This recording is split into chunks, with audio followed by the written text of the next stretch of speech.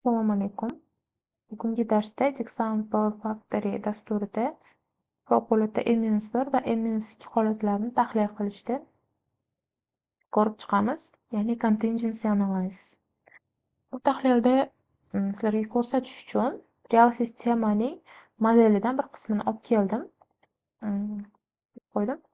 Shu yerda ko'rsatib o'taman. O'zasi N-1 va N-2 rejimlari nima, qanaqa rejim u? Sistemani normal holatida birorta element avariyaviy o'chib qolishi, bitta element avariyaviy o'chib qolishi N-1 holati hisoblanadi. Ikkita element o'chib qolishi N-2 holati. Bu elementlar liniya bo'lishi mumkin, transformator yoki generator. U avariyaviy o'chishda sistemaga ta'sirini ko'ramiz. Ya'ni ikkita parallelniy liniyadan bittasi o'chganda ikkinchisiga qanaqa ta'sir qilyapti. Ikkita podstansiyani orasidagi liniya o'chganda u podstansiyalardagi kuchlanishga qanaqa ta'sir qilyapti. Shularni ko'rib o'tish kerak bo'ladi. Bu rejimlar o'zi nimaga ko'riladi? Masalan, yangi stansiya qurilmoqda va u mavjud bo'lgan podstansiyaga ulanishi kerak. U podstansiyadan chiqqan liniyalar yoki transformatorlarga qanaqa yangi qurilayotgan obyekt ta'sir qilyapti, uni mощностini ko'taradimi ular. Bundan tashqari N-1 holatidayam birorta перегрузsiz sistema o'tkazib berish kerak degan talablar bor. U talablarga javob beradimi? Agar javob bermasa, liniya qurish kerakmi? Qanaqa liniya qurish kerak? Qaysi podstansiyalar orasida? Shularni aniqlab berishga kerak bo'ladi. N-1 va N-2ni qanaqa qilib olishdi ko'rib o'tamiz. Yana bularni N-1, N-2 holatini ko'rishdan oldin bilib qo'yish kerak. Qaysi obyekt uchun biz ko'ryapmiz va qanaqa liniyalarni tanlab olgan ma'qul. Agar biz masalan shu obyekt uchun N-1 va N-2 holatlarini tanlamoqchi bo'lsak, biz bu yerdagi liniyalarni ko'rmaymiz. Biz shu podstansiyaga yaqin bo'lgan va u podstansiyalarga bog'liq bo'lgan liniyalarni yoki bo'lmasam transformatorlarni ko'ramiz. Qanaqa ta'sir qiladi bu avariyaviy holatlar?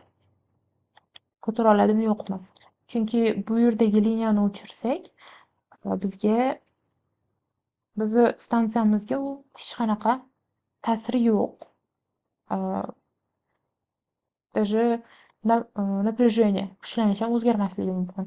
Shuning uchun to'g'ri tanlash kerak. Bu batareyni stansiya bo'lib, bu uchun biz N-1 holatini ko'ra olamiz. Bu liniyaga отпайка qilib kirish chiqish holatda ulangan. Undan chiqqan masalan bu liniya yoki bo'lmasam bu liniyani bittasini o'chirib ikkinchisiga ta'sirini ko'rish mumkin. Yoki bo'lmasa mana shu Fayzobod podstansiyasi bilan Qo'yliq podstansiyasining orasidagi liniyani o'chirsak ham bu liniyalarga ta'sir katta bo'ladi, chunki bu yerda judayam katta nagruzka bor. Agar bu liniya o'chib qolsa, bu ikkita liniyadan katta mощность ortib перегрузga chiqishi mumkin. Buni ko'rib o'tsak ham bo'ladi. Va kuchlanishga qanaqa ta'sir qiladi? Keyin shuni ko'ramiz. Liniyani o'chirish uchun mishkani o'ng tomoniga bosib switch off, ya'ni o'chiramiz. Load flow. Ko'rsak bo'ladi, bu yerda напряжение tushib ketdi, normadan ancha tushdi. Liniya ham 99% yuklandi. Bu liniya undan ham ko'proq yuklandi. Endi ta'sirini olib, yozib borish kerak.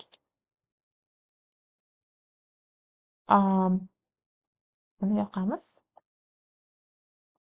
Bu podstansiya uchun Bu stansiya uchun endi holatini tanlolmaymiz, chunki o'zi ikkita liniya bilan ulangan bo'lgani uchun ikkalasini ham o'chirib ko'rolmaymiz. Yoki bo'lmasa bu liniya bilan ikkita ikkita liniyani o'chirib qo'ya olmaymiz, chunki fayzobod podstansiyaga moshina hech qayerdan kelmay qoladi. Bunaqa rejimlarni ko'ra olmaymiz. Bu qo'yliqdan chiqqan liniyalarni ko'rish to'g'ri kelmaydi, chunki uzoq bo'lib ketyapti. Ya'ni bu yerda N-2 rejim tanlab olish qiyindir. Keling, boshqa stansiya uchun N-2 rejimini ko'ramiz. Masalan, bu Toshkent bas ekan. Bu biz Toshkent stansiyasiga ulangan Toshkentdan chiqayotgan liniyalar. 3 ta liniya va avtotransformatorlar. Toshkent podstansiyasini 5 yillik tomoniga ulangan ikkita transformator bor.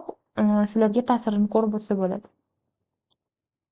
Bu yerdan o'tgan masalan liniyalarga ta'sirini ko'rish shart emas, chunki bu tupikoviy rejimda bo'lgani uchun bu liniyalarni o'chishi uncha ta'siri bo'lmaydi. Yoki bo'lmasa bu liniyalar ham tupikoviy podstansiyaga ketgan, traktor sotish podstansiyasiga ketgan. Ularni ko'rish kerak bo'lmaydi.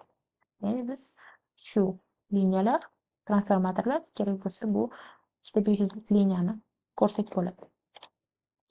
Keling, shunaqa qilib ko'ramiz. Bu yerdan chiqqan 3 ta liniya, parallelniy liniya va bittasini o'chirib ko'ramiz. Uni o'chirish uchun liniyani ichiga 2 marta bosib kirib, out of service tugmasini bosib qo'ysak ham liniya o'chadi. Ko'rishingiz mumkin. Bu ikkita ishda qolgan liniya перегрузga chiqib ketdi. Buni sabablari mana shu yerda bo'lgan Qo'yliq podstansiyasidagi judayam katta nagruzka, Fayzoboddagi nagruzka, bu yerda yuksakda judayam katta nagruzkalarimiz bor. Shuning uchun bu ikkita liniya перегрузga chiqib ketdi. N-2 rejimiga biz yana bitta liniyani o'chirishimiz mumkin. Yoki bo'lmasa, keling, mana bu yerdagi avtotransformatorlardan bittasini o'chirib ko'ramiz. Auto service.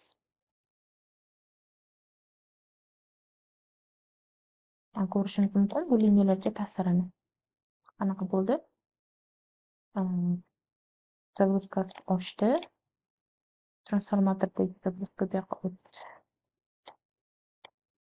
Bu yerda bizda kuchlanish ham o'zgaryapti.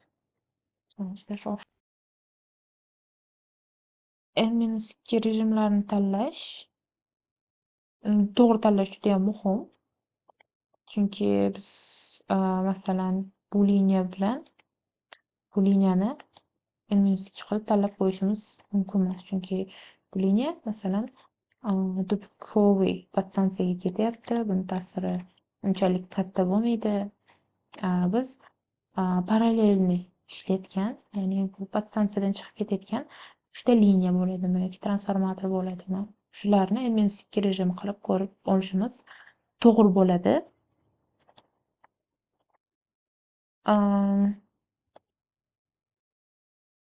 Bugungi darsimiz shu. Rahmat.